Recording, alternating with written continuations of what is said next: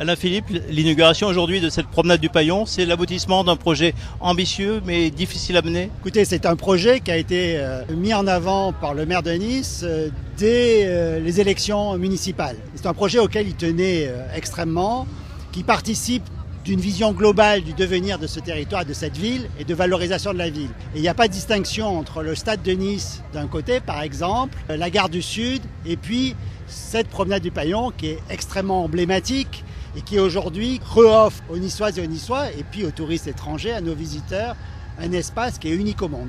C'est un projet qui associe modernité et l'histoire de la ville. C'est ça, c'est ce qui fait les grands projets.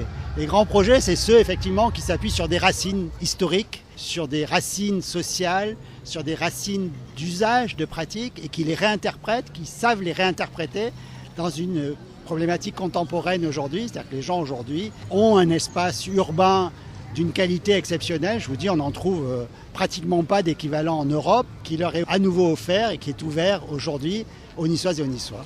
Le cours du Paillon, c'est le lien de l'histoire de la ville, mais là, on le voit comme on ne l'a jamais vu.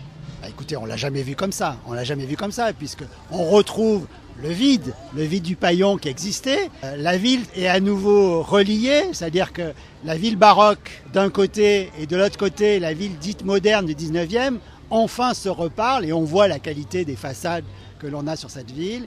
Et puis on a cette grande réinterprétation du fleuve qui va du musée d'art moderne et contemporain jusqu'à la promenade des Anglais, autre lieu emblématique de cette ville, avec une grande promenade à ciel ouvert au milieu d'essences végétales exceptionnelles.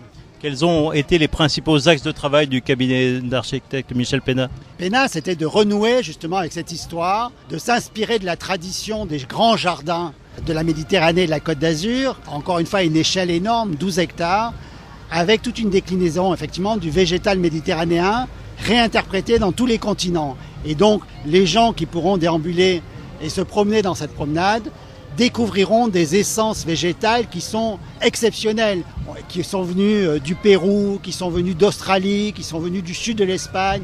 Et tout ça se retrouvera dans ce jardin, dans une réinterprétation du jardin d'acclimatation, qui sont les jardins qu'ont créé la Côte d'Azur. Les enfants n'ont pas été oubliés d'ailleurs.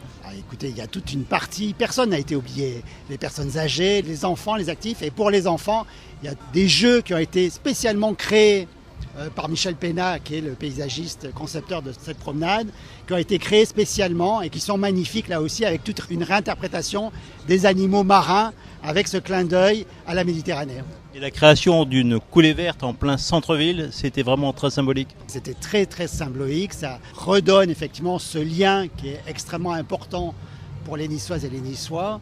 Et puis cette ville offre au monde, parce que c'est bien ça l'échelle aujourd'hui de ce parc, un espace qui est sans commune mesure, qu'on trouve nulle part ailleurs.